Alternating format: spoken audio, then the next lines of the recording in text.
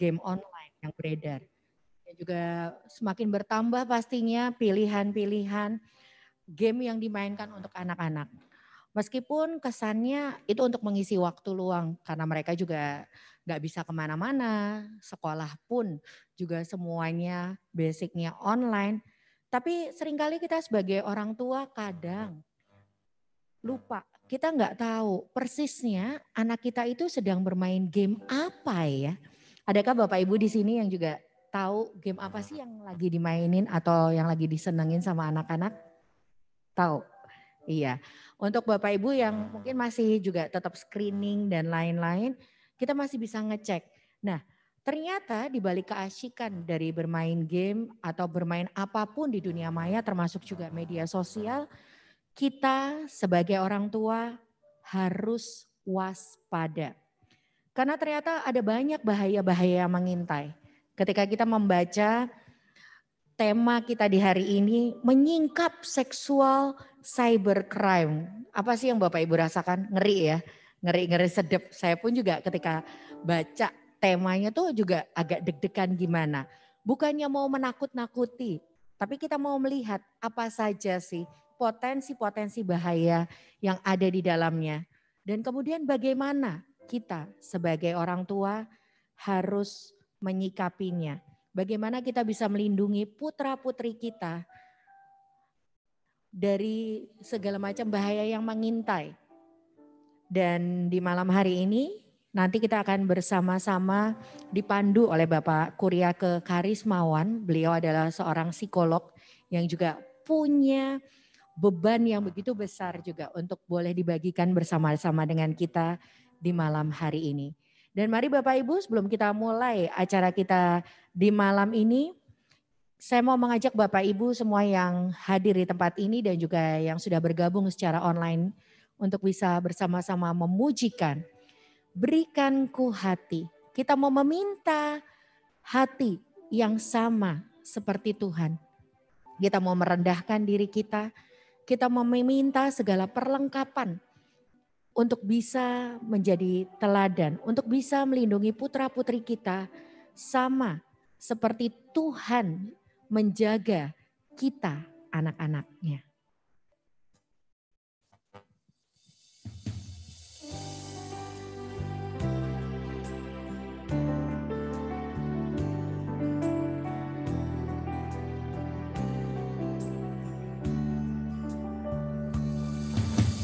Berikanku hati seperti hatimu yang penuh dengan belas kasihan. Berikanku mata seperti matamu memandang tuaian di sekelilingku. Berikanku tanganmu untuk melakukan tugasmu. Berikanku kakimu melangkah dalam rencanamu. Berikanku, berikanku, berikanku hatimu. Kita mau katakan sekali lagi, berikanku hati. Berikanku hati seperti hatimu yang penuh dengan belas kasihan. Berikanku mata seperti matamu memandang tuaian di sekelilingku. Berikanku tanganmu untuk melakukan tugasmu. Berikanku kakimu melangkah dalam rencanamu. Berikanku, berikanku, berikanku hatimu. Berikanku tanganmu Tuhan. Berikanku tanganmu untuk melakukan tugasmu. Berikanku kakimu melangkah dalam rencanamu. Berikanku berikanku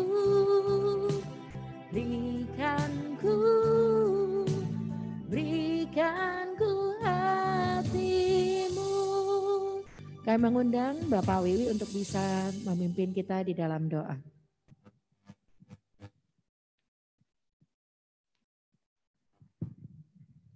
Mari kita sama-sama berdoa sebelum memulai acara. Bersyukur Tuhan untuk malam hari ini, kami Tuhan izinkan berkumpul di sini dan juga melalui Zoom untuk kami boleh mendengarkan tentang bahaya cybercrime terhadap anak Tuhan. Kami percaya kesempatan yang baik ini Tuhan izinkan terjadi pada malam hari ini. Dan kami para orang tua juga Tuhan izinkan untuk mengerti dan mengenal bahaya-bahayanya, sehingga melalui Pak Kuriake nanti Tuhan kami boleh dicerahkan, kami boleh mengerti dan kami boleh lebih preventif untuk menangani hal ini. Tolong Tuhan jagai dan sertai untuk Pak Kuriake yang hendak menyampaikan nanti, kiranya yang disampaikan boleh jelas buat kami semua dan akhirnya berguna buat kami yang mendengarkan, baik yang berada di gereja maupun melalui Zoom. Kami juga berdoa untuk setiap petugas yang boleh melayani pada saat ini, kiranya kasih setiamu juga yang boleh memimpin dan melindungi keluarga mereka. Terima kasih Tuhan, biarlah Tuhan yang memimpin setiap acara ini dari awal hingga akhirnya nanti. Dalam Kristus Yesus kami sudah berdoa. Amin. Baik, waktu selanjutnya kami serahkan kepada Pak Ake. Silakan Pak.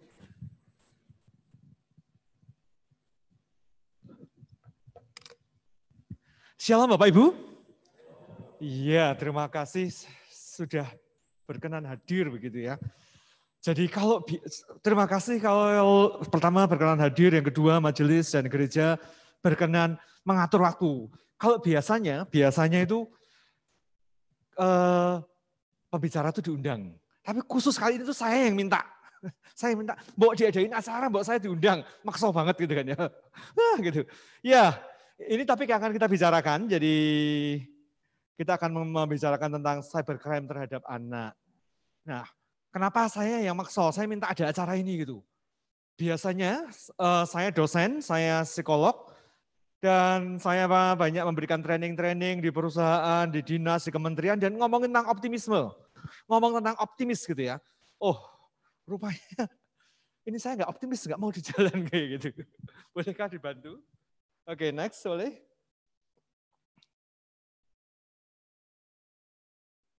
Oke, boleh. PowerPoint, bolehkah PowerPoint-nya di slideshow-nya di next kan? Oh, belum masuk PowerPoint kok ya, minta izin supaya PowerPoint-nya dimunculkan. Jadi ini menjadi topik yang ya saya merasa ini menjadi yang urgent gitu. Ini yang membuat kemudian kenapa saya kemudian menyuarakan, dan tidak hanya di sini, di berbagai tempat saya menyuarakan juga topik ini. Rasanya ini yang sudah mendesak. Saya psikolog, saya trainer, yang saya selalu teriak-teriak tentang optimisme. Saya selalu mengatakan, enggak usah ada rasa takut, berani melangkah, yang setiap kali saya teriak-teriak di mana-mana.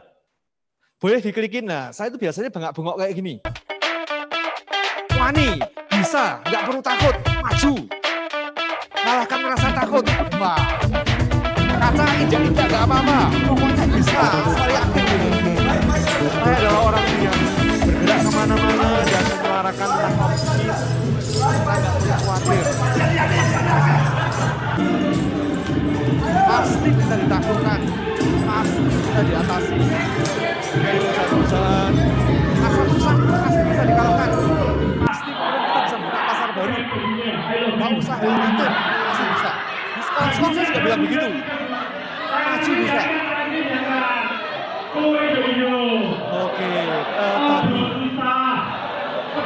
Oke, boleh next. Tetapi kemudian, ini yang saya suarakan, mengalahkan rasa takut. Tetapi kemudian kenapa kemudian saya menyuarakan hal ini? Ada sesuatu yang rupanya saya takut, meskipun selalu saya bengak-bengok, rasa wedi, maju. Tapi begitu kemudian saya menyadari bahwa terutama setahun belakangan ini, kekerasan seksual pada anak yang berbasiskan online gitu, saya menyadari ini nggak bisa hanya kita maju, kita bisa mengatasinya, rasanya kita perlu suarakan, kita perlu bicarakan, kita perlu lakukan sesuatu. Nah, Bapak Ibu termasuk yang ada di Zoom gitu, siapa yang hari ini atau yang ada di sini siapa yang tidak memegang handphone, yang tidak bawa handphone? Yang tidak bawa handphone boleh ambil handphone saya. Boleh loh, tapi baru dibeleke gitu ya. Atau yang sedang ada di Zoom, siapa yang hari ini tidak menyentuh handphonenya? Rasanya hampir nggak ada. Semua kita, handphone itu menjadi salah satu benda yang paling dekat dengan kita. Kalau ketinggalan itu kita balik menasi kok gitu ya. Liane ketinggalan apa-apa, bojone ketinggalan, dia suka apa-apa, nggak bisa mangkat dewe gitu. Handphone diparani. Jadi ada sesuatu yang sedang berubah dengan sangat cepat sekali. Semuanya ada di genggaman tangan kita. Rekening kita, semua data, semua transaksi, apapun lah. Identitas kita semua ada di handphone. Dan teknologi itu yang kemudian menguasai hidup kita. Oke. Nah, termasuk salah satunya ini, game online.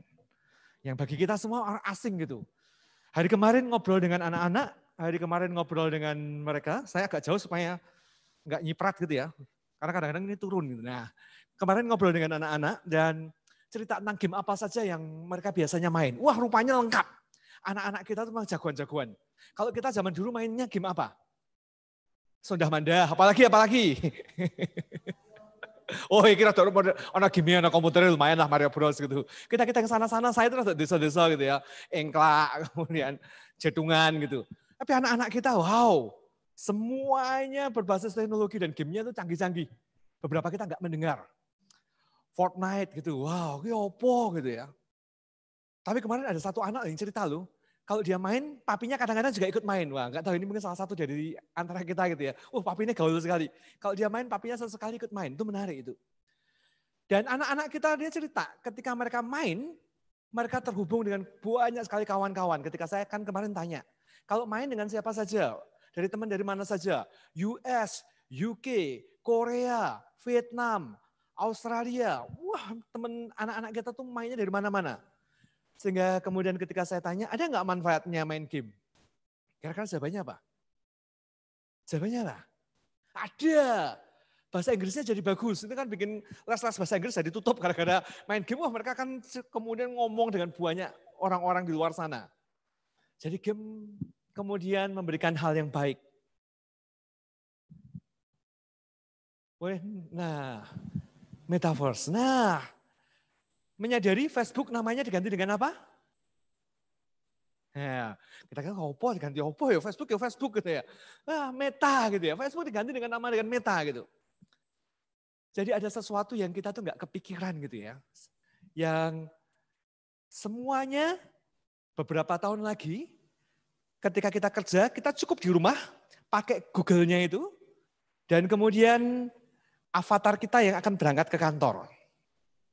Yang kemudian hanya digerak, kita nggak kepikiran itu opo gitu. Saya juga baru menyadari avatar itu baru semesteran. Tadi saya mikir avatar itu opo gitu. Baru kemudian menyadari ketika main game dengan anak-anak ini. Avatar kita yang main ke kantor, yang berangkat ke kantor, avatar kita yang akan ketemu dengan avatar bos kita, dan mereka akan ngobrol di sana.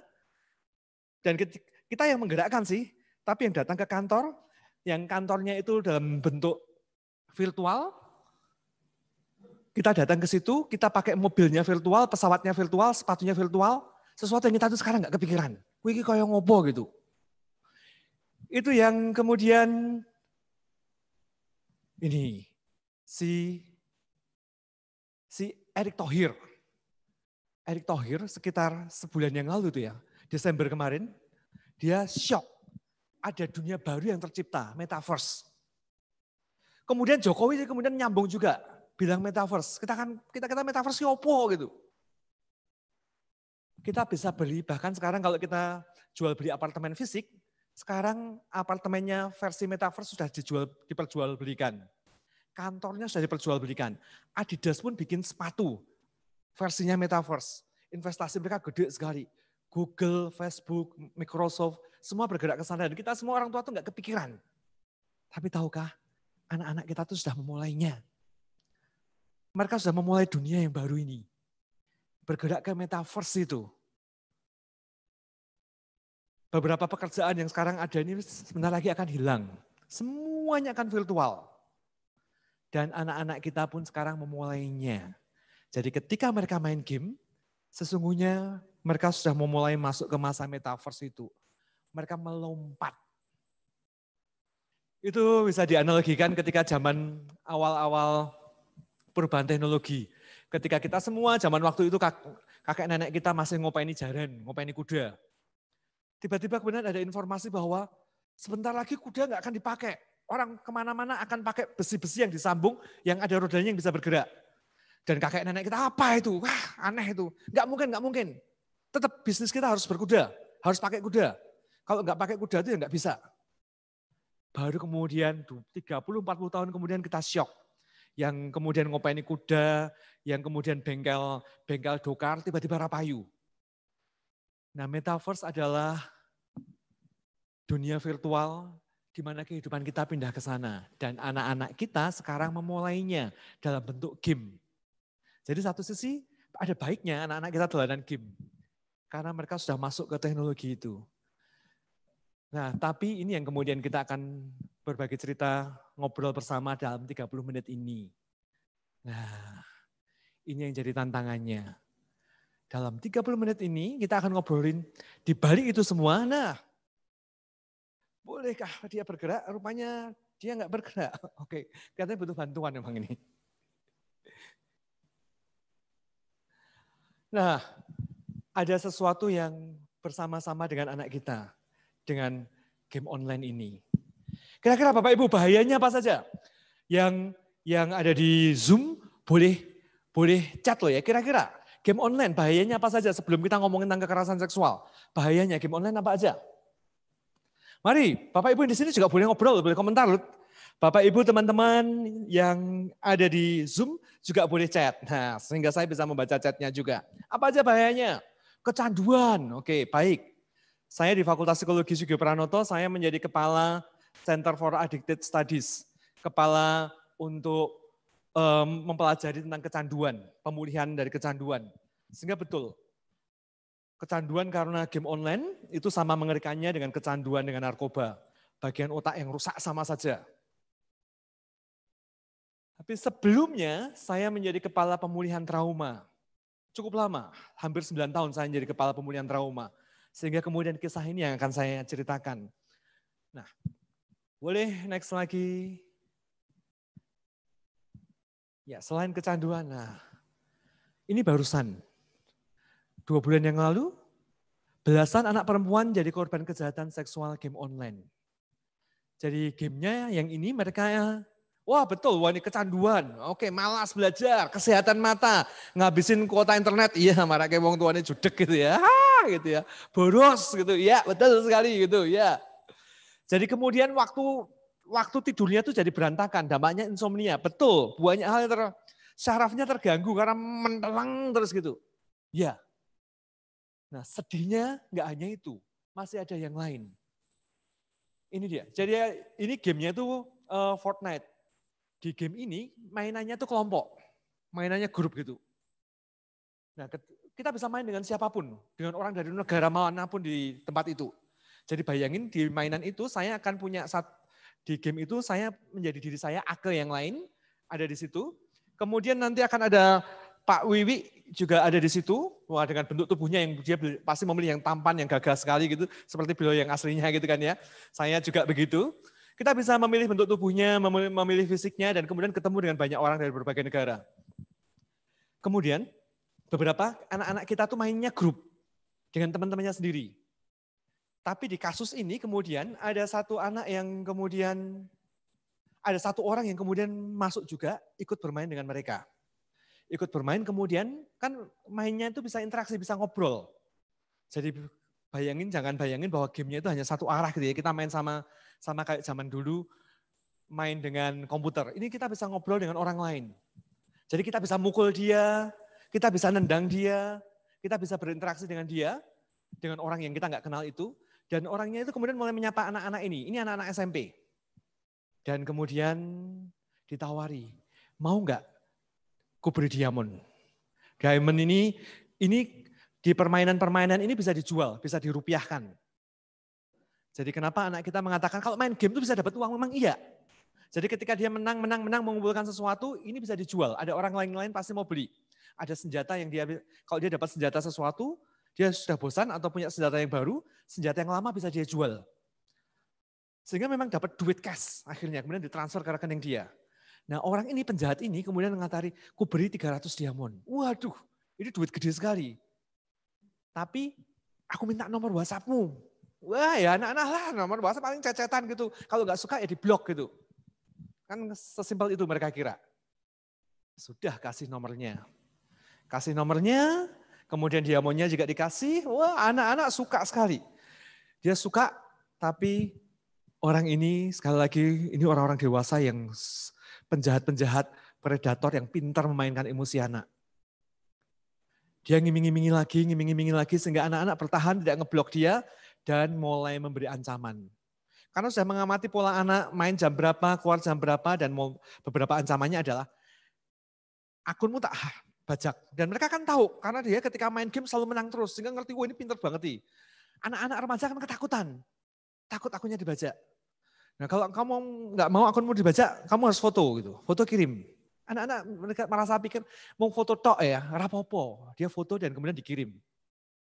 Tapi terus minta terus. Sampai kemudian minta yang ini biasanya dipelesetkan VCS, video call suka-suka. Padahal itu video call seks gitu. Tapi diancam, karena kalau kamu nggak melakukan nanti akunmu dibajak. Atau kalau kamu nggak melakukan, foto yang sudah terlanjur kamu berikan, yang awal-awal itu, kukirimkan ke temanmu, atau kukirimkan ke keluargamu. Wah anak-anak langsung takut mereka. Dampaknya kemudian ada belasan anak yang kena di kasus ini. Tapi nggak hanya itu. Jadi sungguh-sungguh ini mainan yang, wah ini ada Ragnarok, ya betul. Nanti saya tunjukkan beberapa. Memang betul anak-anak itu suka karena mereka dapat duit gitu. Ketika main game online itu dapat duit. Ketika menang sesuatu dapat duit. Jadi mereka suka sekali. Nggak hanya dapat duit, dapat teman. Dan temannya banyak. Beberapa kan mereka di rumah saja. Tiba-tiba sekarang terhubung dengan banyak orang, jadi mereka suka. Roblox. Jadi modus-modusnya ya. Modus-modusnya yang kemarin juga anak-anak kita mulai, kemarin kan ada kelas sore juga kayak gini. Mereka mulai chat juga, yang kemarin sudah kami obrolkan. Jadi pelaku setelah ngobrol, setelah main berlama-lama, jadi ketika main game online itu kan kita bisa ngobrol, bisa cerita, kemudian seperti hotel ada kamar-kamarnya, anak-anak juga bisa masuk ke kamar-kamar itu dan kemudian ketemu dengan orang lain dan di kamar mereka bisa melakukan apapun. Yang mereka lakukan avatarnya sih. Avatarnya yang melakukannya dengan avatarnya orang itu gitu. Nah biasanya beberapa modus adalah mereka kemudian ngejak ngobrol panjang sampai akrab sekali. Kemudian mulai ngasih link pornografi. Link video porno, itu masih mending kalau cuma ngisi link. Yang paling sering adalah langsung direct, langsung kirimin video porno. Sehingga anak kita akan pasti buka dan pasti lihat. Pasti lihat. Karena kemudian dikirimkan ke chatnya dia. Persis kalau kita di WhatsApp orang, kemudian orang itu ngirimin video gitu ya. Otomatis kan kita ketika dikirim WhatsApp video, kita akan klik, hanya ingin tahu apa. Dan kemudian muncullah video porno itu. Tapi nggak hanya sekedar yang pasif-pasif begitu. Sorry. Oke, boleh. Modus yang lainnya adalah ngajak ngobrol. Obrolan seksual juga. Dan yang paling banyak adalah kemudian mereka selain mengirim video, mereka kemudian minta supaya kemudian ada video call seks tadi. Tapi sekali lagi penjahat, para predator itu nggak langsung minta. Jadi mereka ngobrol dengan anak kita. Ketika mereka main gamenya itu kan asik sekali. Nanti saya tunjukkan beberapa gamenya itu kan asik. Jadi mereka kerja bersama, mereka berkebun bersama, mereka menghias rumah, pergi ke sekolah bersama. Jadi avatar saya dan avatar ibu kita ke sekolah bersama. Sehingga ngobrol seperti persahabatan. Sehingga sungguh-sungguh anak kita bersahabat dengan anak Korea. Avatarnya bersahabat, beraktivitas bersama. Dan karena persahabatan sudah akrab sekali, kemudian ketika anak kita dimintain sesuatu, anak kita kasih. Karena kan sudah akrab. Akhirnya kemudian sampai ke video call seks. Dan kerap kali anak kita nggak menyadari bahwa sesungguhnya orang yang ngaku-ngaku itu remaja seukuran dia, itu sesungguhnya pria dewasa, umur 40, umur 50, orang-orang pedofil yang mengejar anak-anak gitu. Memang banyak juga yang masih remaja juga, tapi banyak orang dewasa. Misalnya, game ini ya, boleh diklikin gamenya. Jadi di game ini, dia akan mendapatkan senjata, tapi ada syaratnya. Nah, saya memainkan dari orang ini gitu ya, saya memainkan gamenya gitu, harus ada sesuatu yang saya taklukkan, saya kalahkan, dan saya harus mendapatkan senjata. Tapi ada syaratnya, saya akan dapat senjata kalau bercinta dulu. Nah, oke. Nanti kalau saya melakukan itu, nanti saya dapat senjatanya. Nanti saya akan melakukan hal yang lain lagi. Boleh next lagi.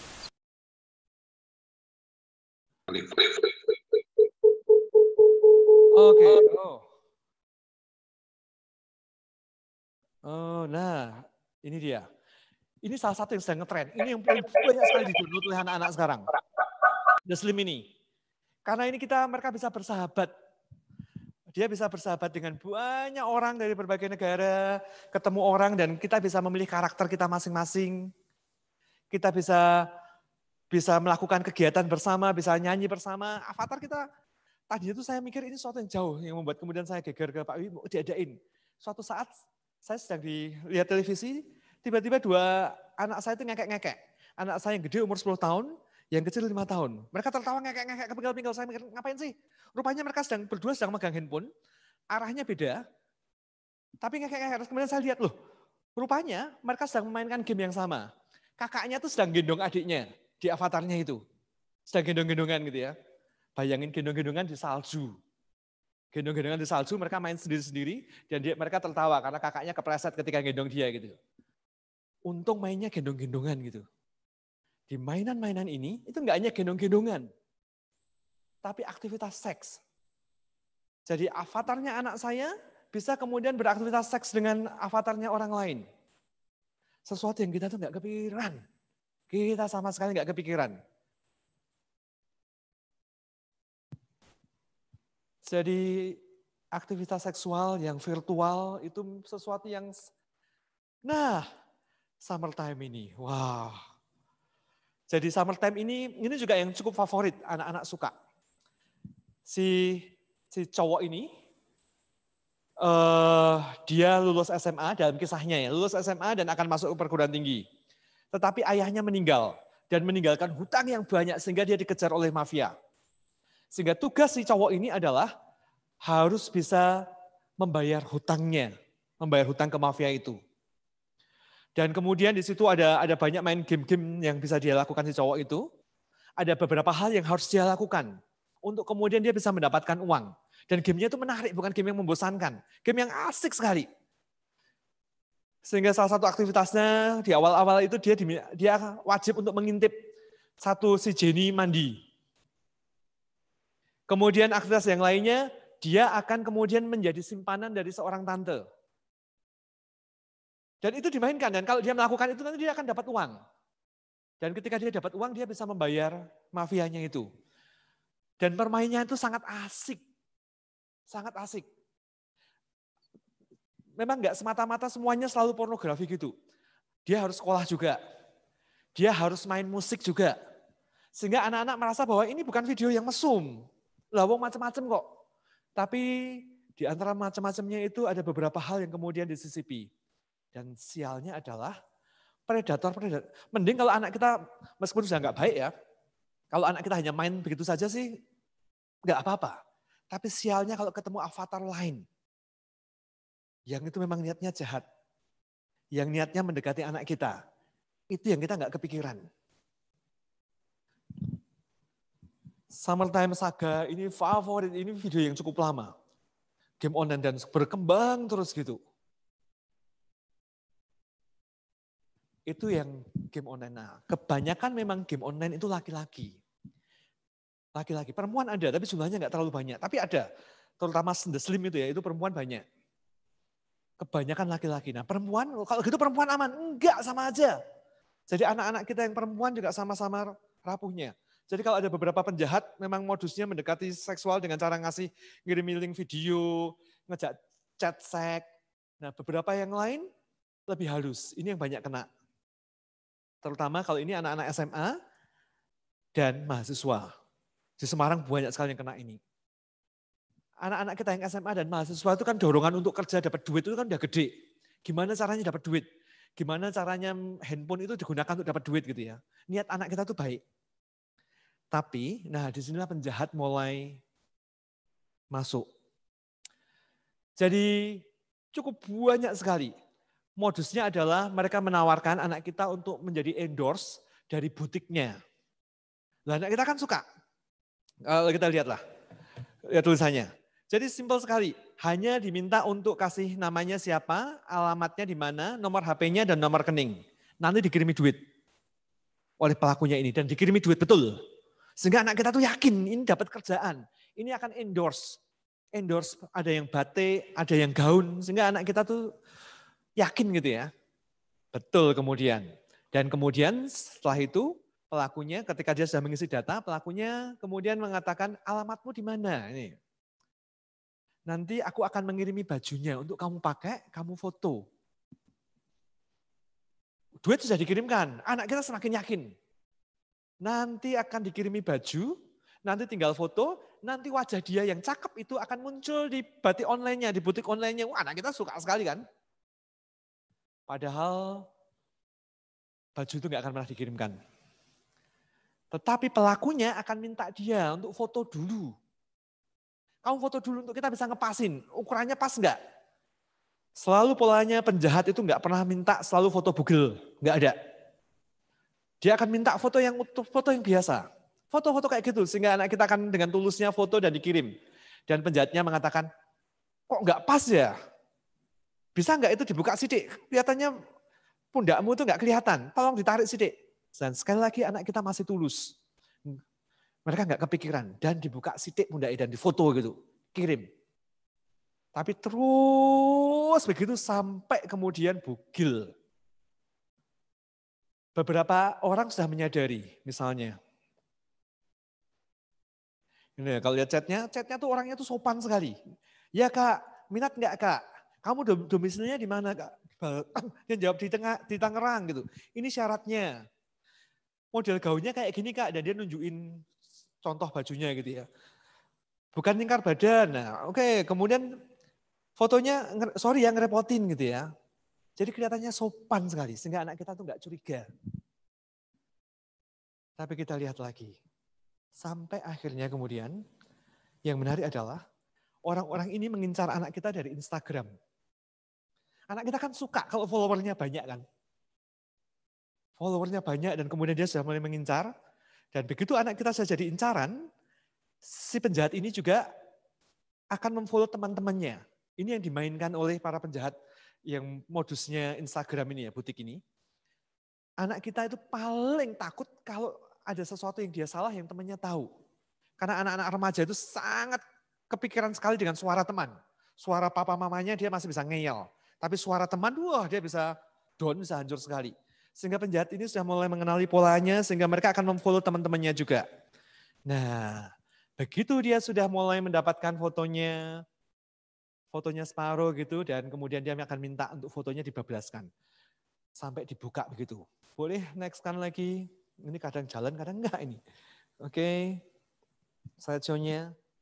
Ya. Mulai ngancam. Ketika anak kita sudah mulai enggak mau buka, dia hanya sempat buka separuh, sedikit gitu ya. Dia mulai ngancam. Kalau kamu enggak ngelanjutin, ini kan kamu nganggar kontrak. Jadi kamu tak omongin ke teman-temanmu. Fotomu yang sudah terlanjur gini tak omongin ke temanmu. Wah, anak kita langsung takut. Karena dia tahu di Instagramnya pelakunya itu sudah berteman dengan teman-temannya. Sehingga kemudian anak kita ngirimi lagi. Begitu ngirimi lagi, sudah.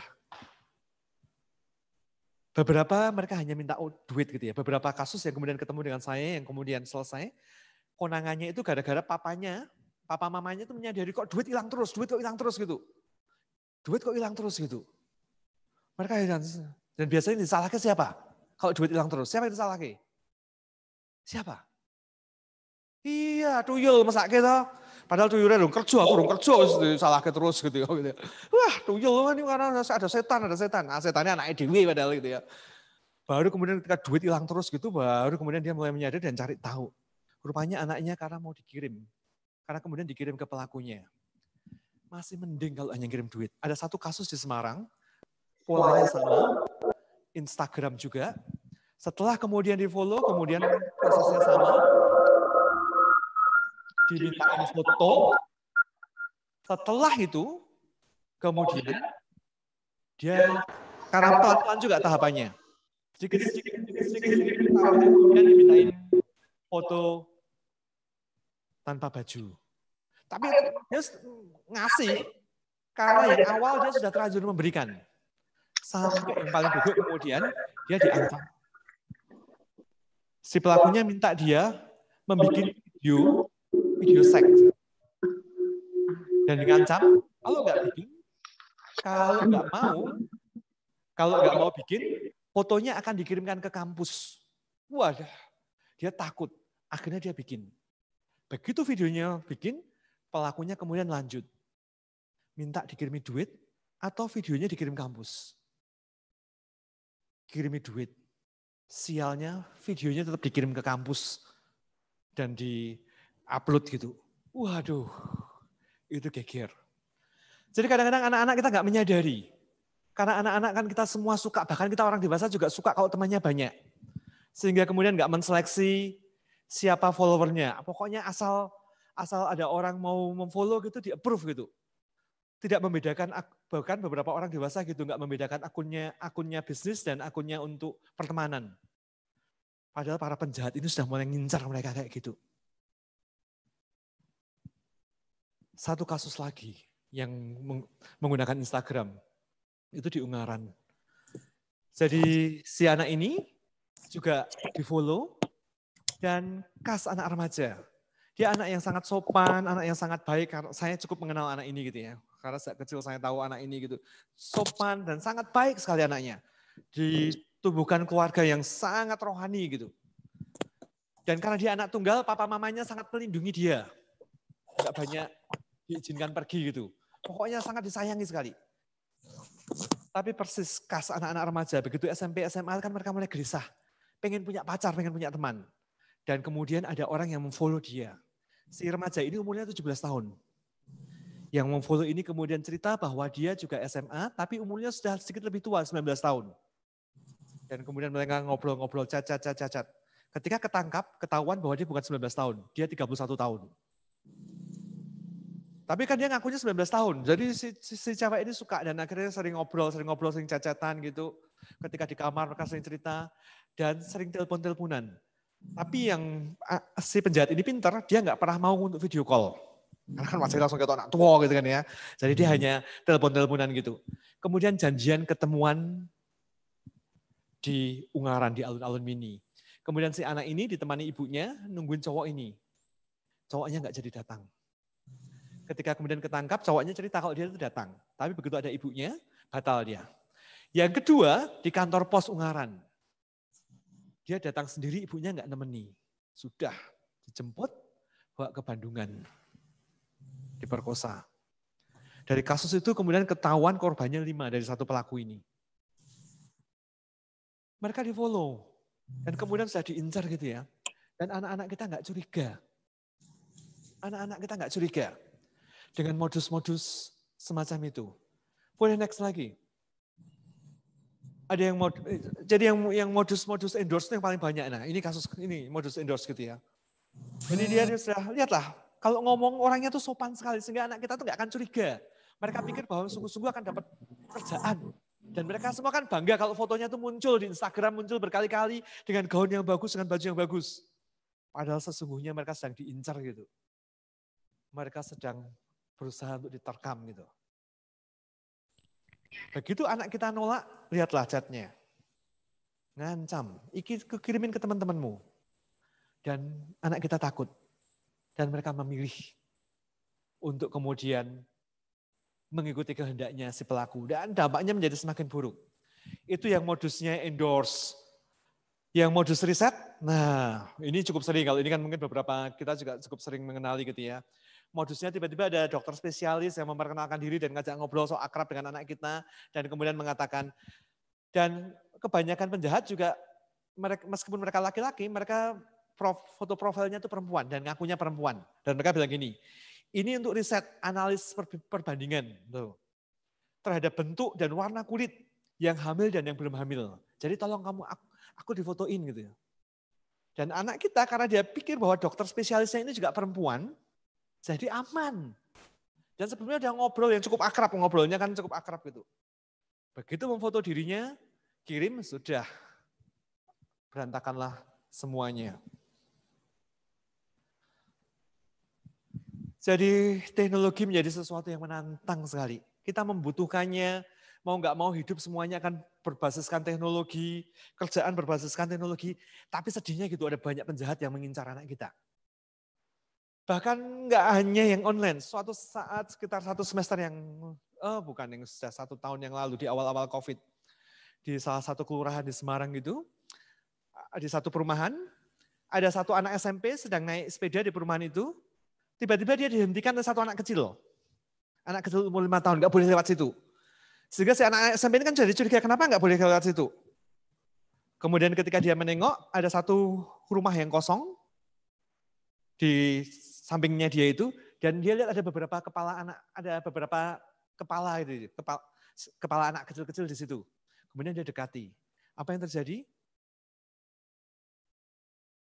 Ada 5 anak, umur 4-6 tahun. 4-6 tahun, anak kecil-kecil, itu kan singkat-singkat cili-cili gitu ya. Ada 5 anak perempuan, umur 4-6 tahun. Dan di situ ada pelakunya juga. Pelakunya umur berapa? 5 tahun. 5 tahun yang ngerti ini opo gitu ya. Mereka sedang membuat video, bayangkan. Wah itu sempat geger. Kita di Seruni itu salah satu lembaga pelayanannya miliknya Pemkot, yang melayani untuk korban kekerasan di kota Semarang gitu ya. Ketika anak umur 5 tahun itu ngertinya apa? Mereka bikin video seks. Direkam pakai handphone. Jadi itu kan sesuatu yang menyedihkan. Memang video seksnya tuh ya nggak sampai koitus seperti orang dewasa begitu. Tapi semua baju sudah dilepaskan dan kemudian badannya digesek-gesekkan. Kita menyadari bahwa ada sesuatu teknologi yang kita butuh gitu ya Bapak Ibu. Tetapi ini juga sangat miris sekali. Jadi kekerasan seksual itu sungguh-sungguh di depan mata, sangat dekat sekali. Sangat dekat sekali.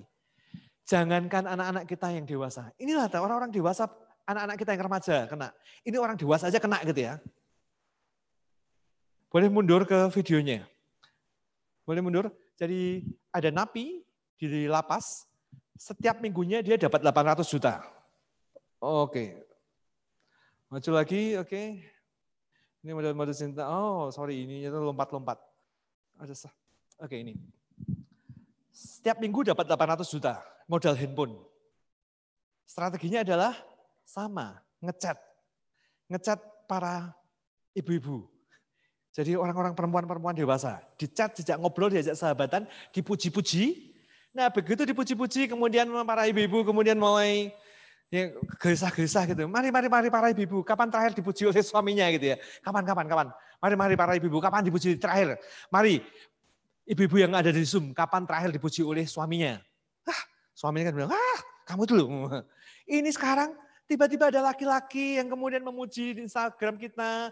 Setiap kali kita upload dikasihkan, kasih tanda love, kasih tanda like. Wah kan dia suka. Sekali 2 kali mungkin dia nggak memperhatikan, tapi konsisten, terus dipuji terus, dikasih like terus gitu. Sampai akhirnya kemudian pengen tahu ini tuh siapa. Nah, mulailah kemudian chat-chatan, DM-an gitu. Dan kemudian ada obrolan intensif. Mari kita lihat, boleh diklikkan di videonya. Setiap minggu dia dapat 800 juta. Selama 2 tahun, jadi berapa miliar aja yang dia kumpulkan. Pemirsa, petugas Polrestabes Bandung, Jawa Barat berhasil membongkar kasus pemerasan terhadap ratusan perempuan di dalam negeri maupun di luar negeri. Para pelaku yang merupakan narapidana di Lembaga Pemasyarakatan Kelas 2A Narkotika Jelekong Kabupaten Bandung tersebut mengancam akan menyebar foto dan video porno para korban bila mereka tidak menyetorkan sejumlah uang. 3 orang narapidana di Lembaga Permasyarakatan kelas 2A Narkotika Jelekong, Kabupaten Bandung, Jawa Barat, ditangkap petugas Satuan Reserse Kriminal Polrestabes Bandung Rabu 11 April 2018. Ketiganya diduga terlibat dalam praktek pidana pemerasan terhadap ratusan wanita dengan modus merayu melalui video call dengan akun serta foto palsu untuk menarik perhatian wanita, baik di dalam negeri maupun luar negeri. Setelah terbujuk rayu, tersangka meminta para korbannya untuk melakukan tindakan asusila melalui video call atau media sosial yang direkam oleh para tersangka. Berbekal rekaman tersebut, para tersangka meminta para korbannya untuk menyerahkan sejumlah uang, mulai dari 10 hingga 30 juta per minggu. Jika permintaan tersebut tidak dipenuhi korban, para tersangka mengancam akan menyebarkan video tersebut ke media sosial. Kapolres Kota Besar Bandung, Kombes Hendro Pandowo mengatakan, berdasarkan pengakuan tersangka, aksi jahat tersebut telah berlangsung selama 2 tahun terakhir. Dalam seminggu, para tersangka berhasil mengumpulkan uang sebanyak 800 juta rupiah, hasil memeras para korban yang tersebar di seluruh Indonesia hingga luar negeri. Setiap tersangka harus menyetorkan 10 hingga 40 juta kepada kepala kamar. Berturut-turut kita bisa menangkap. Hanya modal handphone, tapi modusnya sama. Sama seperti mereka mendekati anak-anak kita yang remaja. Mereka mendekati para ibu-ibu, dan kemudian mulai menyapa. Nah, kalau yang dewasa aja bisa kelepek-kelepek ambruk, apalagi anak kita yang remaja gitu ya. Dan mendekatinya pasti tidak dengan cara yang vulgar, halus sekali. Jadi lihatlah betapa rapuhnya, rentannya anak-anak kita. Dengan modus didekati, diakrabi, diajak teman ngobrol, tapi sesungguhnya mereka mengejar uang. Masih mending uang. Beberapa yang sempat kemudian geger gitu ya. Di Semarang sudah cukup lama, sudah 3 tahun yang lalu, tapi modusnya memang tidak menggunakan teknologi digital, tapi sama. Begitu saya dapat fotonya, kemudian memaksa untuk ketemu di hotel. Ada satu kasus yang kemudian yang di Jawa Timur, 4 bulan yang lalu yang cukup geger itu karena kemudian yang dia minta kemudian adalah, karena dia merasa anaknya nggak menarik. Tapi dia mengancam, dia sudah punya foto bugil anaknya. Foto bugil anaknya akan dikirimkan ke sekolah. Kecuali ibunya mau menemui dia di hotel. Mau menemani dia di hotel. Yang dia sasar ibunya. Orang ini ketangkap. Nah, kita lihat bagaimana kemudian teknologi ini nggak hanya game online ya. Game online sudah mengerikan, media sosial, para penjahat-penjahat sudah mulai mengincar gitu. Jadi apa yang harus kita lakukan? Nah, ini bagian terakhirnya. Bersama petugas Polrestabes Bandung. Jadi yang pertama adalah, ya, jadi bersahabat dengan anak. Nggak bisa kita hanya melarang, nggak bisa. Memangnya kita bisa menemani anak kita berapa jam sehari? Nggak mungkin 24 jam kan? Ada masa di mana dia sendirian di kamarnya, ada masa ketika dia mengerjakan tugas di kamarnya, tapi sesungguhnya dia juga sambil nyambi main game. Nggak mungkin kita mengawasi anak kita 24 jam. Tapi jadilah sahabat anak kita. Dengan kita ngobrol, dengan jadi sahabat, kemudian anak saya cerita, Pi, tadi ada yang ngajak aku ke private room, aku nggak mau, langsung ku blok gitu. Nah, kalau saya nggak bersahabat, kalau saya nggak ada ngobrol-ngobrol yang nyaman dengan anak saya nggak akan cerita kayak gitu, sehingga saya nggak bisa tahu. Jadi bersahabatlah dengan anak supaya kita tahu teman-temannya online itu siapa saja. Karena kalau kita nggak bersahabat dengan anak kita nggak ngerti siapa yang sedang mengancam anak kita. Dan kemudian dia cerita, teman-temanku ini, oke, good. Nah, bersahabat. Dengan bersahabat, maka anak kita pun juga mengizinkan kita. Sehingga ada satu anak yang kemarin cerita, kalau main kadang-kadang papinya ikut. Nah, ini kan menarik, ini kan pasti persahabatan mereka. Akhirnya mereka bisa tembak-tembakan bareng, kejar-kejaran bareng avatarnya, karena bersahabat. Sehingga bersahabatlah dengan anak. Teknologi nggak mungkin kita hindari. Game online nggak bisa kita hindari, nggak bisa kita mengatakan engklek meneh, nggak bisa, sudah beda zamannya gitu. Jadi bersahabat. Yang kedua, kalau yang pertama jadilah sahabat. Nah, bikin aturan. Kalau ada orang yang mulai chat cabul, ngecat sesuatu, maka kamu harus segera blok dan papa diberitahu, mama diberitahu. Bikin aturan. Tapi bikin aturan ini juga nggak cukup hanya bikin aturan. Ajari juga tentang pendidikan seksualitas. Bikin aturan juga. Nggak boleh kamu mengirim fotomu ke orang lain. Kalau ada orang minta fotomu, cerita ke mama, cerita ke papa. Apalagi apapun yang tertutup oleh baju, itu nggak boleh dilihat oleh orang lain. Nah, bikin aturan dulu.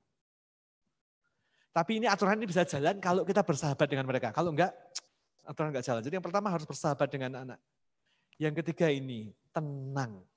Nah, beberapa kasus itu menjadi parah karena begitu kemudian kita tahu anak kita sudah chat porno dengan orang lain, atau anak kita di handphone anak kita itu historinya di dalamnya itu ada video porno, kita langsung marah dan anak kita marahi.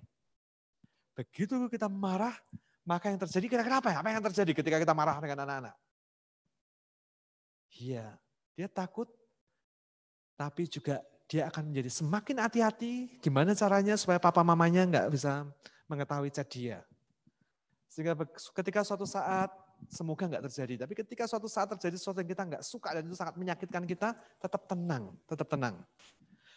Satu kasus si anak diajar, si anak dipukul gitu. Si anak dipukul, diajar, ketika dia menemukan bahwa di handphonenya itu ada video masturbasi. Jadi jangan dipikir bahwa korbannya selalu cewek, korbannya juga ada cowok. Jadi ada cowok-cowok yang suka dengan cowok kecil gitu ya. Dan kemudian dia digoda dan dia dikirimi video masturbasinya. Dan ketika kemudian mamanya tahu dan mamanya lapor ke ayahnya, si anak ini diajar, dipukul. Dan itu menghasilkan dampak yang negatif yang lainnya. Dan anak itu akan semakin hati-hati nantinya. Jadi jadilah sahabat, bikin aturan dan tetap tenang seandainya hal yang buruk itu terjadi. Oke, dan saya yakin juga Bapak Ibu yang ada di Zoom juga punya kisah. Bisa berbagi kisahnya dan bisa juga untuk bercerita. Mari saya kembalikan. Cek. Baik Bapak Ibu yang saat ini sedang berada on-site atau ada di ruangan ini ataupun juga yang sedang bergabung lewat Zoom, kita masih punya 15 menit ya Bapak untuk bisa tanya jawab. Jadi silakan langsung chat aja, kalau yang ada di Zoom bisa langsung chat di bawah. Ataupun mungkin yang ada di tempat ini adakah yang ingin bertanya? Mumpung ada Pak Ake nih ya Pak ya. Oke, adakah? Oke, baik. Silahkan bisa langsung bertanya.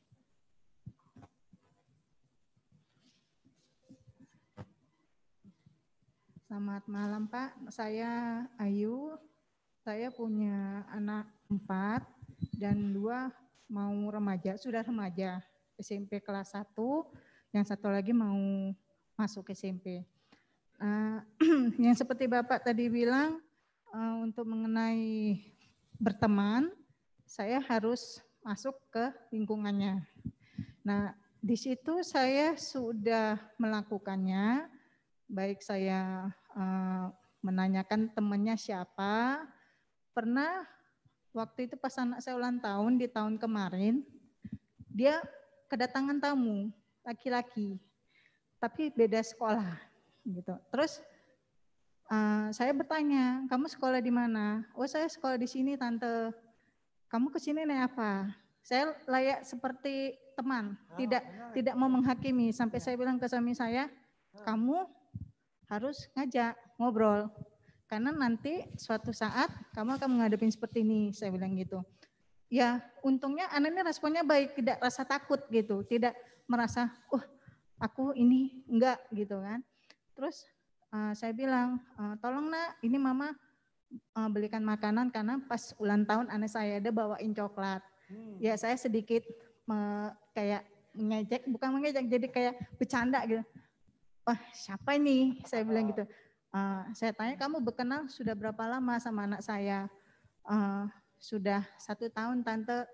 Kenal di mana? Saya bilang gitu. Teman main online kata gitu. Terus, oh ya udah. Nah setelah dia pulang, anak saya semua gitu kayak layaknya jatuh cinta kasarnya gitu kan.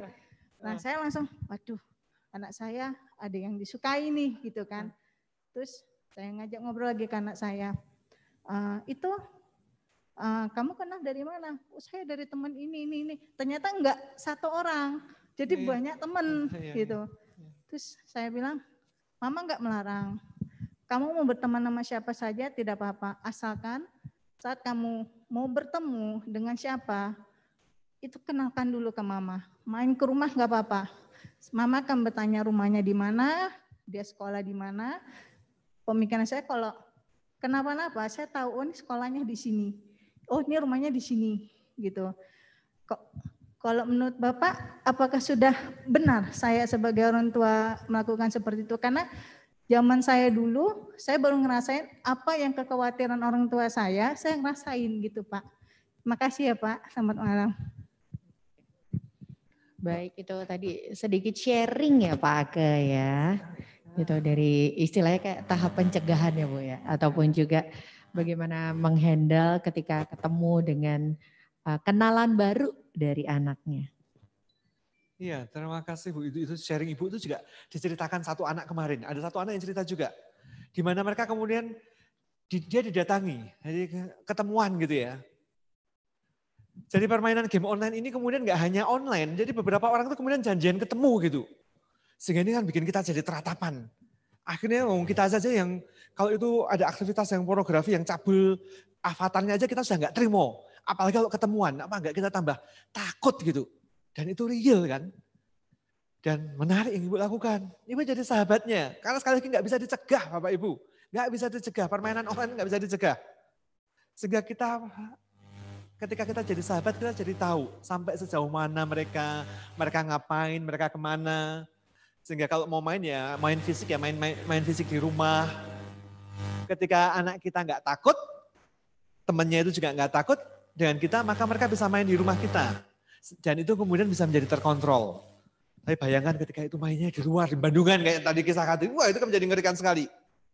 Sehingga menarik, ya jadi sahabat anak itu hal yang bagus. Bahkan ada saya yang kemudian kepikiran juga kemarin, seandainya kemudian memang eranya kayak gitu, sehingga gereja lah yang kemudian memfasilitasi. Ada beberapa grup permainan game online itu isinya anak-anak gereja.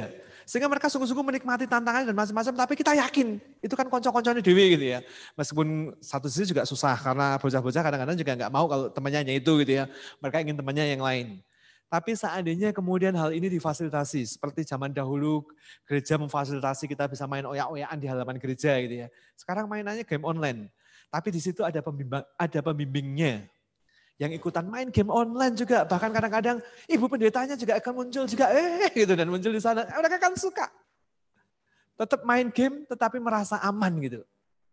Karena di luar sana itu mengerikan. Jadi betul. Jadi ketika kita menjadi bersahabat anak rasanya itu sudah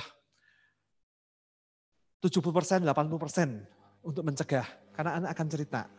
Siapa yang hari ini ngajak ngobrol, siapa yang hari ini share link pornografi, nggak bisa dihindari.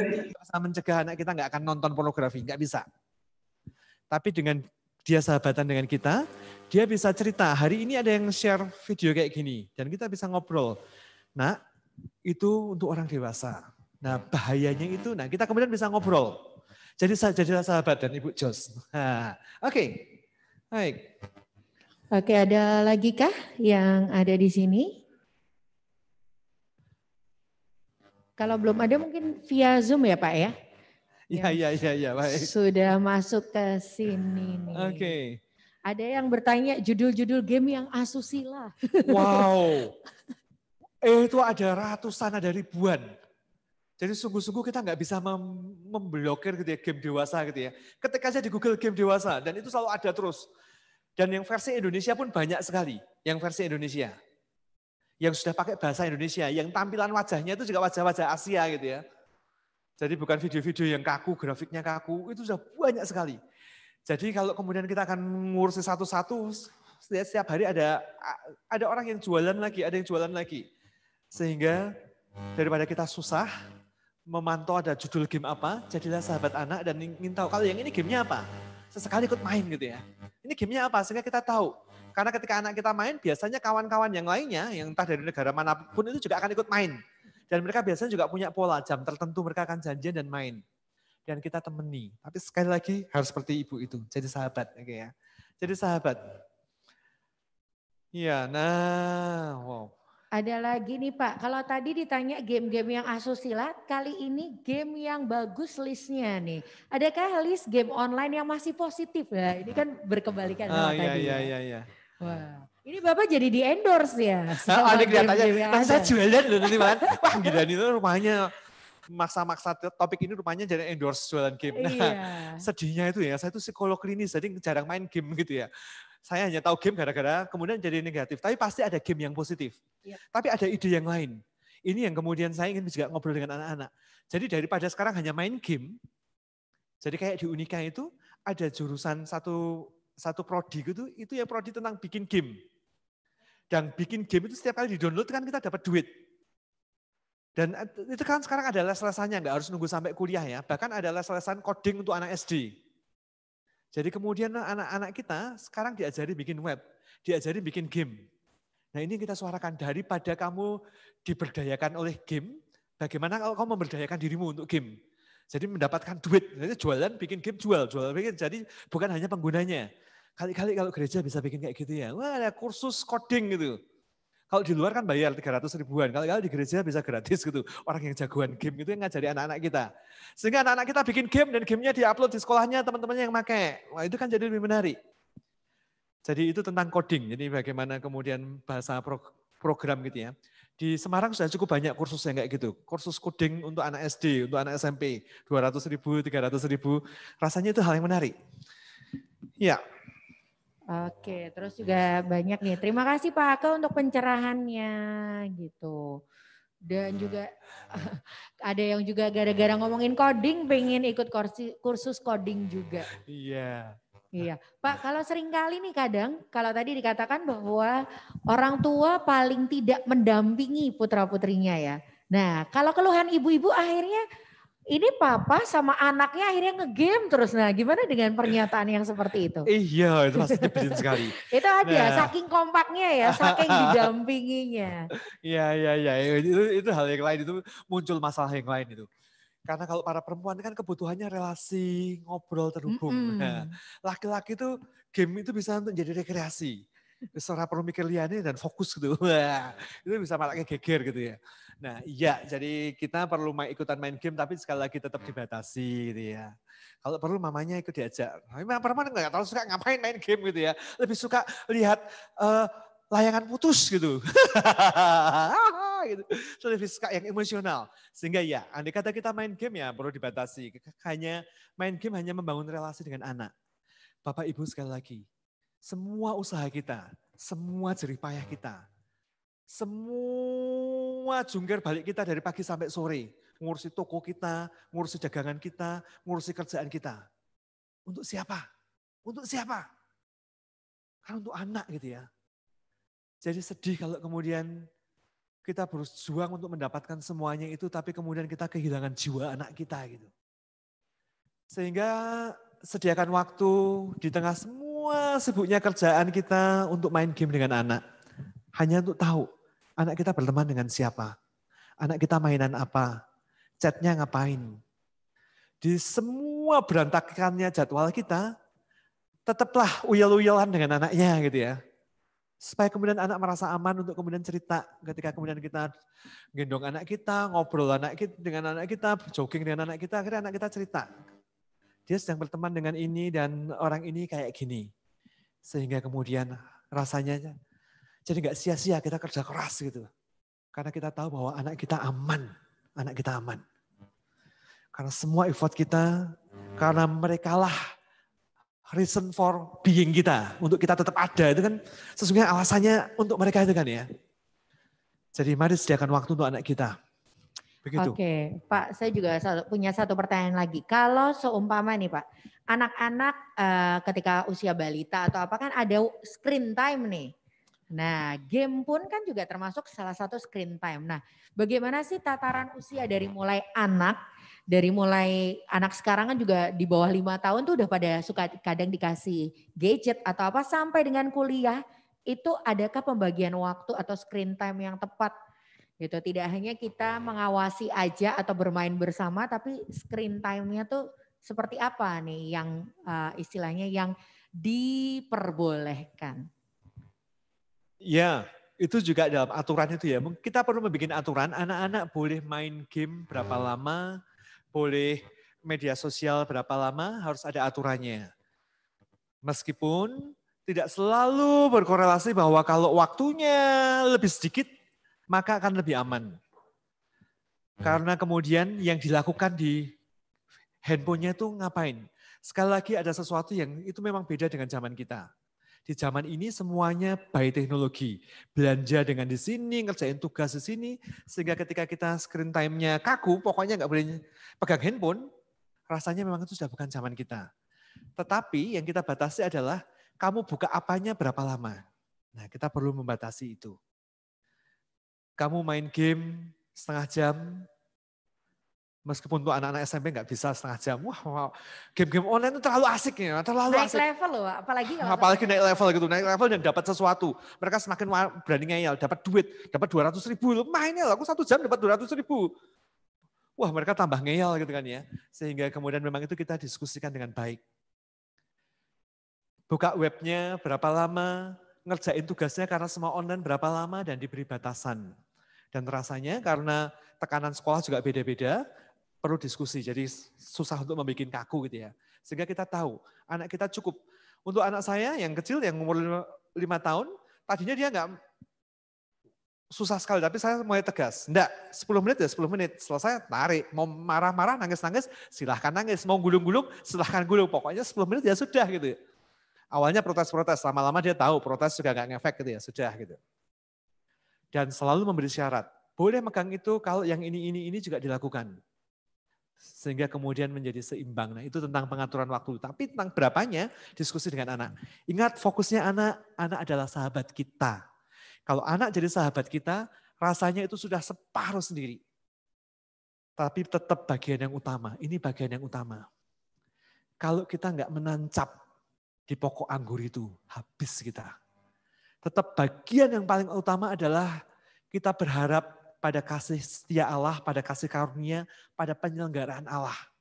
Karena sehebat apapun kita, sejagoan apapun kita, tetap akan ada wilayah di mana kita bolong. Tapi ketika kemudian kita bersandar penuh pada Allah, maka kita akan diberi kepekaan, diberikan intuisi gitu ya. Ketika ada sesuatu yang salah. Sehingga 80% kita bersahabat itu menolong, tapi itu enggak cukup. Untuk kemudian bisa completely, maka kemudian kita butuh bersandar sepenuhnya pada Allah. Begitu. Oke, ini aja juga nih pertanyaan. Mungkin tadi agak di awal-awal tadi sebetulnya sudah sempat disampaikan ya sama Pak Ake ya. Ada yang bilang, Pak ini kenapa sih kok gereja GKI Peterongan sampai repot-repot nih ngadain acara ini. Korelasinya apa dengan kejahatan seksual terhadap anak? Gereja kok ngurusin gitu. Dan ini dianggap agak kurang penting gitu. Gimana nih Pak? Mungkin bisa diterangkan lebih lanjut lagi. Iya, memang mungkin orang-orang gerejanya keblondrok oleh saya gitu ya. Iya. Karena itu yang saya lihat, karena saya sebagai psikolog gitu ya, itu yang saya amati. Kekerasan seksual itu jumlahnya banyak sekali. Semarang kita nomor 1 di Jawa Tengah. Nomor 1 di Jawa Tengah untuk kekerasan pada perempuan dan anak. Yang kita semua nggak menduganya kan. Kok sedih ya Pak ya? Jadi, tapi kenapa kemudian kita nggak pernah menduganya? Karena kebanyakan kekerasan seksual itu nggak pernah diekspos. Orang malu, orang nggak berani lapor. Dan ini yang kita suarakan supaya undang-undang PKS ini, TPKS digulkan. Karena proses ketika kita bikin laporan itu susahnya minta ampun di unit PPA di kepolisian. Susahnya minta ampun. Sehingga kita merasa bahwa nggak ada apa-apa. Sehingga jemaat nggak banyak tahu. Tapi karena saya psikolog, saya menjadi psikolog sejak 98. Jadi lumayan lah sudah hampir 20-an tahun gitu ya.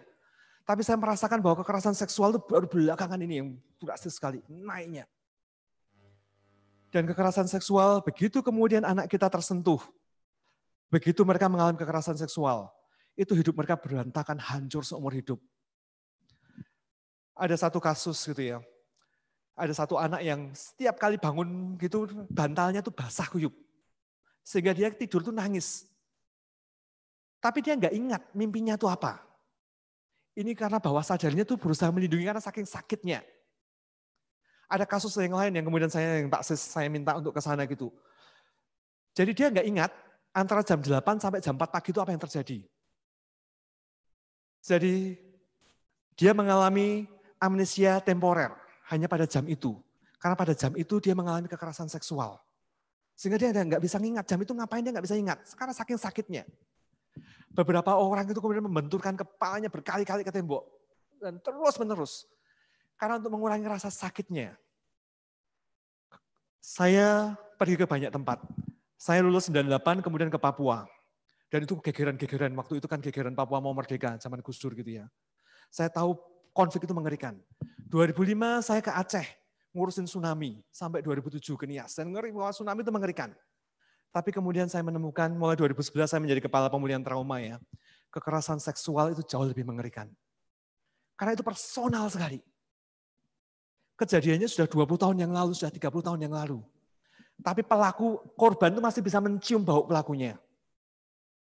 Sehingga dia merasa kotor, dia mandi berkali-kali. Betapa sedihnya kalau itu anak kita. Hidup dia akan berantakan seumur hidup. Ketika dia menikah, maka relasi dengan suaminya juga akan berantakan. Tapi nggak hanya itu. Sebagian, meskipun tidak semua ya, sebagian korban kekerasan itu akhirnya menjadi pelaku. Lihatlah, ketika saya di Google gitu ya, kasusnya babi, kasusnya robot gedek. Sekarang saya baru mendampingi kasus di Batang, ada 5 korbannya. Semua pelaku ini selalu mengatakan, dulu saya juga pernah disodomi. Jadi ketika para korban ini kemudian tidak ditolong, mereka akan jadi pelaku. Robot gedek korbannya berapa? 140 anak. Bayangkan kalau setiap anak itu kemudian juga akan menjadi pelaku, yang korbannya 10, 1.400 orang yang kena. Jadi kita perlu melindungi anak kita sungguh-sungguh. Karena anak kita lah alasan kita untuk tetap hadir. Kita perlu melindungi jemaat kita di sini. Karena kadang-kadang kita merasa bahwa semuanya baik-baik saja. Tapi di luar sana, disinilah kemudian fungsi gereja berjalan. Gereja tidak sekedar hanya duduk mendengarkan firman Tuhan, tetapi gereja berarti bahwa peduli. Bahwa Anda adalah keluarga saya. Anda adalah bagian dari tubuh Kristus yang harus dikasihi, yang harus dijagai. Sehingga kita perlu menyuarakan. Dan belakangan ini memang di semua tempat mulai disuarakan. Karena kekerasan seksual, karena dunia online ini mulai menyebar. Hampir di semua lembaga-lembaga, di perguruan tinggi, di dinas-dinas, semua menyuarakan ini. Teknologi yang kita butuhkan ini, tapi juga menghantam kita. Bersyukur majelis berbaik hati, bersedia dengan bujukan saya gitu ya, untuk kemudian topik ini. Terima kasih untuk majelis yang bermurah hati. Begitu alasannya.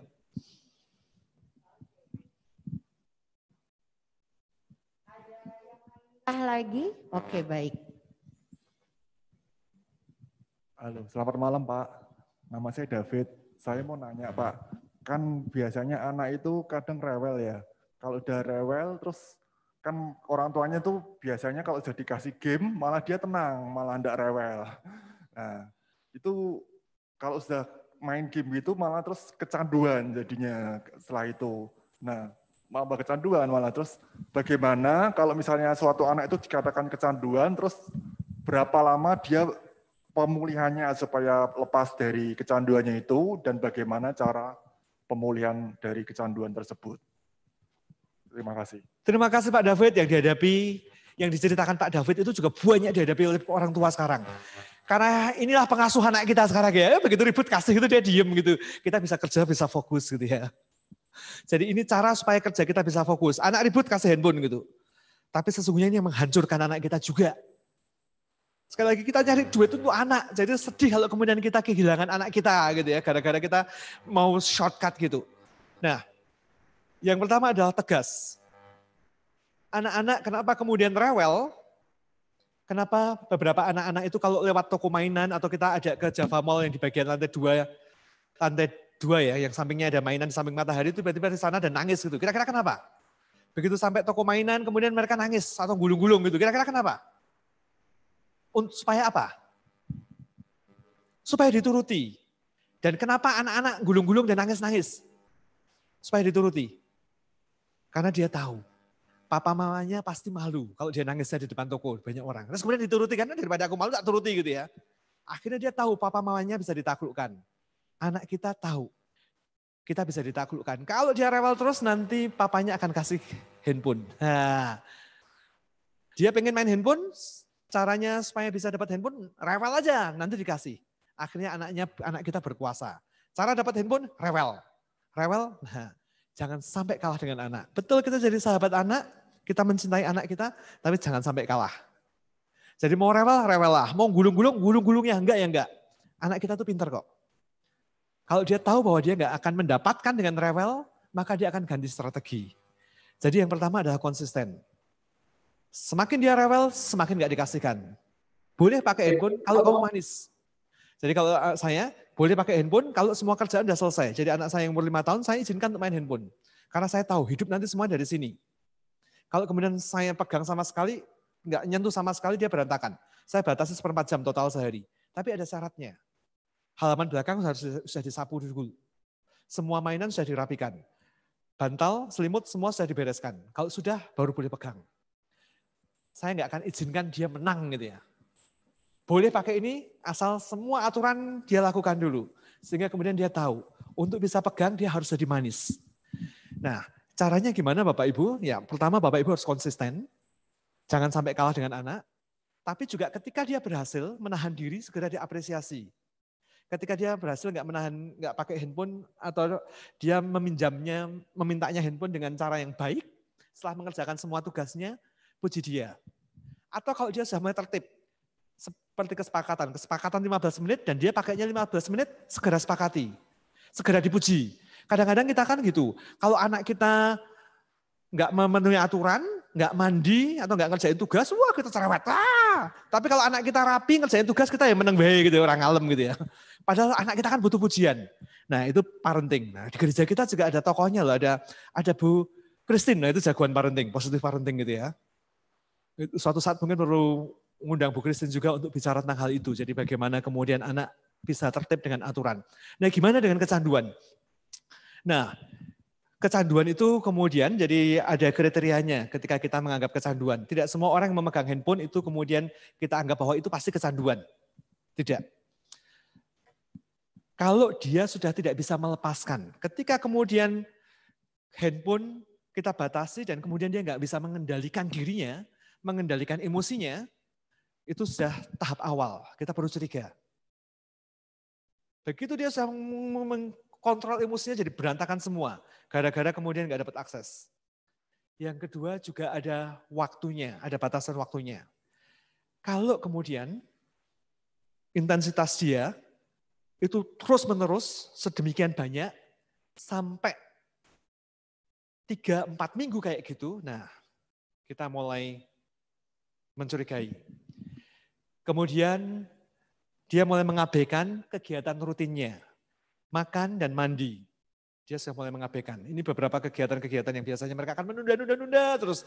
Ini alasannya beberapa kemudian anak-anak yang adiksi karena game, maka ada 2 kemungkinan, mereka menjadi gizinya menjadi sangat buruk atau tubuhnya menjadi sangat berantakan karena nggak bergerak. Dia hanya makan dan main begini.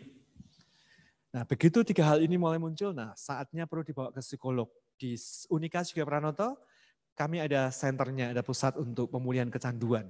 Ini masih jadi promosi Unika ini ya. Nggak endorse Unika loh, nanti wah itu endorse Unika sebulannya modus gitu. Nggak. Tapi ya senang kalau Bapak kemudian menyadari ada orang-orang yang semacam itu yang kadang-kadang susah untuk mengendalikan. Tapi saatnya untuk tegas. Nah itu dimulai harus dari sejak awal. Mulai anak-anak kecil sampai anak-anak SD, SMP itu sudah mulai susah. Karena mereka mulai mendengarkan temannya. Tapi ketika masa TK, SD itu mereka masih bisa kita kendalikan. Nah begitu mulai SMP, SMA ini ngomong tentang parenting ini. Mereka mulai mendengarkan orang-orang temannya, sahabatnya, ataupun pendamping-pendamping gerejanya. Disinilah kita bersyukur punya gereja. Kita bersyukur berjemaat. Sehingga ketika anak kita yang SMP, SMA nggak mulai mendengar kita, mereka masih mendengar pendetanya, mereka masih mendengar pembimbing di gereja. Nah Ini indahnya bergereja. Jadi gereja gak hanya seminggu sekali, gak hanya semata-mata khotbahnya ya. Tapi sungguh-sungguh di mana ada persekutuan, kita saling peduli. Disitulah gereja. Begitu Pak David, terima kasih bersedia berbagi cerita tadi. Oke, ada lagi kah mungkin di antara Bapak Ibu yang hadir di sini atau dari Zoom? Masih ada lagi kah? Oke, silahkan. Tolong disebutkan namanya, kemudian juga pertanyaannya apa. Boleh sambil berdiri Bapak.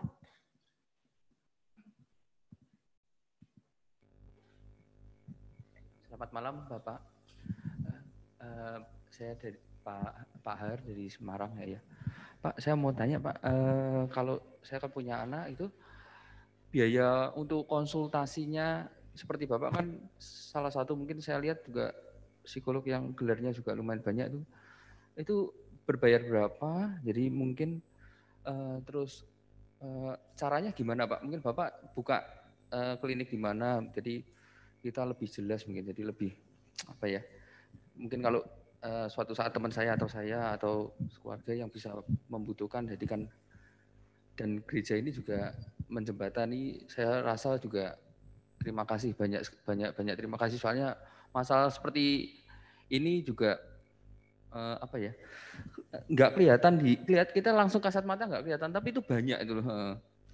Jadi banyak sekali kita kalau baca koran, baca apa ya, kejahatan seperti ini kan sekarang lagi jajet yang berhubungan dengan jajet itu kan banyak sekali. Jadi gereja mau menjembatani seperti ini, terus Bapak juga ada kasih untuk berbagi seperti ini, bagus sekali Pak. Ya, terima kasih banyak Pak. Ya. Dengan biayanya itu mungkin berapa atau terima kasih Pak. Wah ini sendiri tambah kualat nanti saya. Jadi saya tidak buka klinik gitu ya. Yang pertama saya nggak buka klinik. Ya, pelayanan Pak itu maksudnya. Jadi, kan tapi berapa? Ya di Unika ada, tapi mungkin di gereja juga suatu saat akan ada gitu ya. Mungkin ada layanan hal ini. Dan spesialisasi saya di bidang trauma. Saya penanganan trauma. Meskipun sekarang saya menjadi kepala pemulihan kecanduan, tapi spesialisasi bidang trauma. Saya menjadi kepala CTR. Dan selama ini memang saya hanya melayani orang-orang yang nggak punya, dan itu gratis. Jadi begitu ada orang yang saya lihat punya, langsung saya berikan ke PPT Unika. Itu yang berbayar gitu, tapi begitu nggak punya akan ke saya. Teman-teman Unika tahulah, pokoknya yang gratis-gratis nggak bisa bayar ke saya, yang bisa berbayar itu ke Unika. Tapi kita doakan saja, seperti gereja kita punya klinik medis gitu ya. Semoga gereja kita juga punya klinik psikologis gitu. Sehingga jemaat dilayani. Nah, kita suarakan ke majelis gitu. Sehingga nggak harus bayar gitu kan. Ini kita bersama-sama. Satu gereja di mana kemudian kita saling peduli. Kita doakan begitu. Tapi di Unika ada ya berbayar, saya nggak tahu akuratnya angkanya berapa. Di rumah sakit mungkin juga ada begitu. Tapi nanti mungkin Bapak juga kita doakan. Gereja juga ada gitu. Gitu Pak. Oke, nanti bisa kontak lebih lanjut lagi ya bersama dengan Pak Aka setelah acara ini. Ada lagi kah yang mau bertanya? Atau mau sharing juga yang di belakang-belakang sana? Iya, karena ibadah onsite kita dihadiri 30.000 orang ya Pak. Nol yang menggelinding. Iya, ada lagi kah?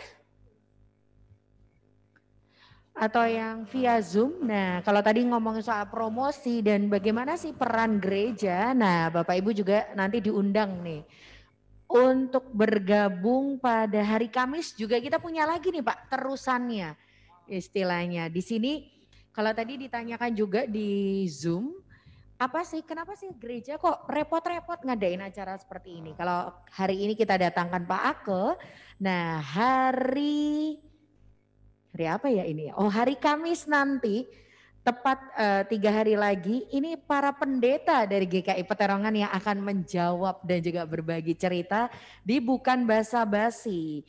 Mencintai itu memulihkan dan bukan melukai. Karena kenapa sih sampai gereja repot-repot ngadain ini? Karena Komnas Perempuan mencatat 4.500 aduan kekerasan seksual ini mulai Januari sampai Oktober 2021 ada sebanyak itu. Dan ini juga menandakan bahwa isu pelecehan dan juga kekerasan seksual sangat dekat. Ya tadi dikatakan Pak Ake juga sangat dekat dengan kita. Mungkin ada teman atau mungkin kita juga tidak tahu putra putri kita. Atau bahkan kita yang mengalami sendiri. Dan bagaimana gereja menanggapi permasalahan ini dan apa yang gereja bisa berikan untuk memulihkan para korban dari kekerasan seksual. Nah, nanti edisi kali ini lengkap para pendeta dari GKI Peterongan akan berbincang mengenai isu ini dalam live talk show Bukan Basa-Basi Mencintai Itu Memulihkan hari Kamis pukul 18.30. Kamis 20 Januari 2022 pukul 18.30 sampai pukul 20 di kanal YouTube GKI Peterongan Semarang. Ini acaranya live. Jadi ini memang serentetan, serangkaian ya Pak. Dalam rangka bagaimana gereja tidak hanya dalam arti itu membumbung hal-hal rohani bahasanya ya. Kan ngurusin gereja itu ngurusin iman. Tapi bagaimana gereja itu kita juga tahu gereja pun juga punya beban untuk tetap membina jemaatnya. Dan bahkan juga bagaimana gereja justru ingin sharing bersama, ingin duduk bersama, ngobrol bareng, dan juga nantinya kita harapkan ya bahwa gereja bukan gedungnya, tapi gereja adalah kita semua yang ada di sini. Ada lagi mungkin dari Pak Ake yang mau ditambahkan sebagai closing statement kita di malam hari ini? Silakan Pak Ake. Ya, menjadi sahabat bagi anak kita dan tetap tenang ketika ada sesuatu. Dan yang utama, bersandar melekat utuh pada Allah supaya kita diberi kepekaan. Begitu, terima kasih Bapak Ibu untuk kesediaannya mendengarkan saya. Saya kembalikan. Oke, baik. Terima kasih. Boleh saya minta tepuk tangannya untuk Bapak Kuriake Karismawan. Sesuai namanya ya Pak ya. Berkarisma dan juga berbagi berkat untuk kita semua yang ada di tempat ini. Dan Bapak Ibu, sebelum kita mau mengakhiri acara kita di malam hari ini, saya mau mengundang Ibu Helen, Ibu Pendeta Helen untuk bisa menutup di dalam doa. Nah, sebelum kita menutup di dalam doa, tadi saya sempat dapat sedikit pesan nih Pak. Karena kita di sini kan dari Komisi Dewasa ingin juga berkenalan satu dengan yang lain. Adakah Bapak Ibu di sini yang belum pernah hadir di acara-acara dari Komdes atau Komisi Dewasa? Atau ini baru pertama kali hadir di GKI Peterongan? Adakah? Baru pertama? Oke.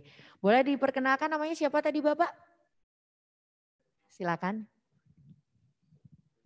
Saya Pak Har, biasanya Pak Anto ya, dari Semarang sini.